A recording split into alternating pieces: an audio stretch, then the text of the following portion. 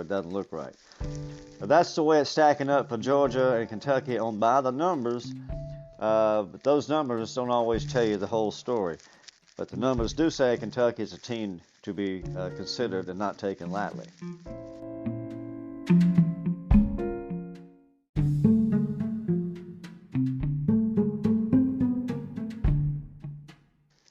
Well, now that we got us a nice little snapshot of what Kentucky and Georgia look like by the numbers, now we can do some player stats and what have you, because Kentucky does have some fairly important players on the team. They have a whole lot of solid football players, but their defense is anchored by some really stout players, and we'll get into some of those at some point here. It seems as if Devontae Robinson is the key to their defense. He's a hell of a football player. Against LSU, he had 4 tackles. He is pretty much what drives that defense for Kentucky. And we'll get to some of the other players before I get done here. But Georgia's going to have to hope they can get some of their receivers back. Some of their players they should be coming back into their playing. Some of those receivers ought to be getting back into the game at some point. We're looking, of course, for Blaylock. He is doubtful coming into the game, still doubtful with a hamstring. Jamar Burton is questionable with a groin pull. Those are still listed as their status, and so Georgia doesn't look like they're going to get back any of those receivers. Of course, you got Pickens out with a knee. No one's really expecting him to come back. But Georgia has done well with the receivers and that they have on the field, and it looks like, I'm not even sure if who the quarterback's going to be. He is still listed as questionable. So it looks like a week that's going to be Stetson Bennett again to see what Georgia can do against Kentucky. Now, so far, Stetson Bennett has come in and done a fantastic job at quarterback. He's kept us in ball games, and he's managed the games really well. And Georgia, if they can sneak some of these receivers in before the game, a lot of those questionables could come back. And none of those are listed as game time.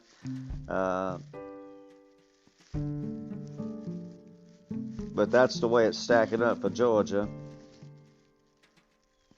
When it comes to the battle of Stetson Bennett trying to get the starting position, that's not really how he approaches the game. And he did heap a lot of praise on the offensive line for how well they protected him against Auburn. But his number 13 was still filled with grass stains on the field out at Jordan-Hare, mostly of his own doing. And he just didn't stay in the pocket during their victory. They won 34-10. He was on the move on rollouts, design runs, and scrambling while throwing for 234 yards and 2 touchdowns. So that stat line seems a little flat, but yeah, Georgia got 34 points altogether. If they could get that against Kentucky, they'd probably take it. Stetson Bennett's 3-0 as a starter for this season. Same record as J.T. Daniels. And, of course, Georgia's going to also have to wear the monkey of being number 1 in the country. And we sort of looked at that as a novelty. It hadn't happened since 1982 when Georgia was number 1 in the country coming into any ball game in the regular season. Now, Kirby Smart and his coaching staff have put together game plans that have produced resounding victories week after week this season after an opening game slugfest with Clemson. So how would they approach the shiny new thing attached to the program this week? That's the nation's number 1 ranking. Would Kirby Smart embrace that recognition from the coaches and the media who vote in the poll, or see it as rat poison like Nick Saban did? Well, Kirby's kind of in the middle. He said it's just a number, but the goal is to be number 1 at the end of the season. And Kirby said that they always know that, and everybody's goal is there, but to have an opportunity to do what you've got in the playoff. That's the most critical part. We won't get caught up in all this ranking at this moment. That's what the Kirby Smart says. Now, every player is going to take that a little different. I don't really think going from number 2 to number 1 is going to change a team's attitude all that much. I think it might actually put the bullseye on, but the bullseye's been on you anyway. So Georgia's job is to take control of this football game like they have in the ones before, and simply take control of the football game and just get this Kentucky team put to bed like they should be. We're hoping to get some updates on JT Daniels coming in, since it is now Tuesday. Number 1 Georgia quarterback JT Daniels still dealing with lat injury that has held him out the last 2 games. The way that defense is playing, Smart and staff, they're not in a hurry to rush Daniels back and risk further injury.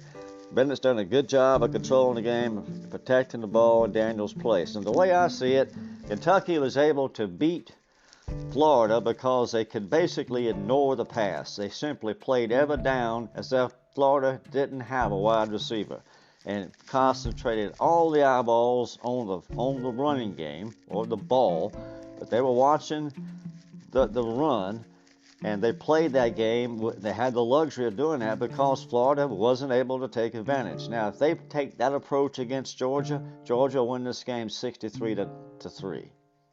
They're going to have to respect the pass, and that might not be such a good thing for Kentucky. I think Georgia is going to be able to do both, because Kentucky has only been effective when they were able to play a one-dimensional team. And LSU was a little different story.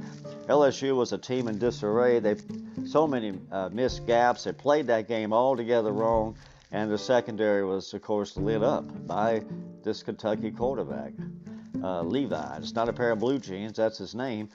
And that's the guy that he actually looked really good against LSU. Now, if Georgia plays secondary that sloppy, then we're going to be in trouble too. I don't see that happening, even though Georgia's secondary isn't the strength of the team. The strength of the team is nipping these plays in the bud with some immense pressure from just an organically sort of pressure from 3 guys in many cases, but they throw blitz packages and they can put pressure when they want to, and it could be that they can put pressure quite often.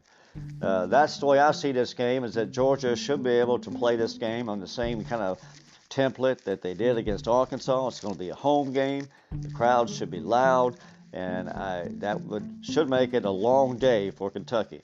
That's pretty much how I see this football game.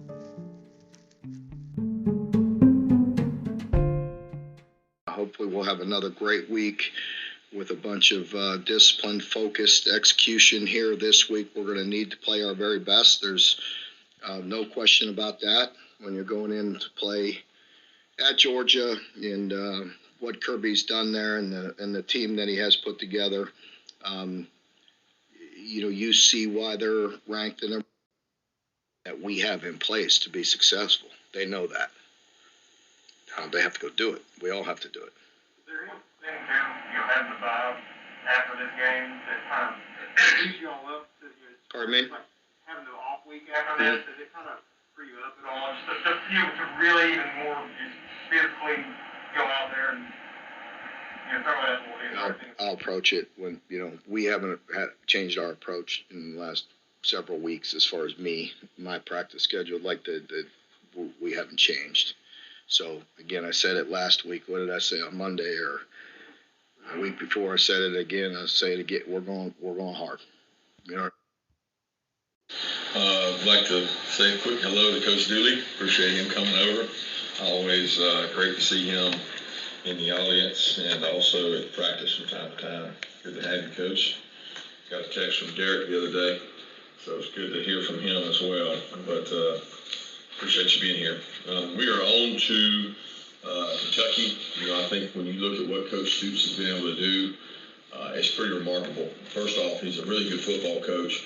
I've known him a long time, recruited against him. It seems like we went head-to-head on a lot of recruits back in when he was Florida State defense coordinator, and I was at Alabama. But he is a tremendous coach, a tremendous builder of men, to see what he's done with the consistency in which they perform at such a high level. And, I say it all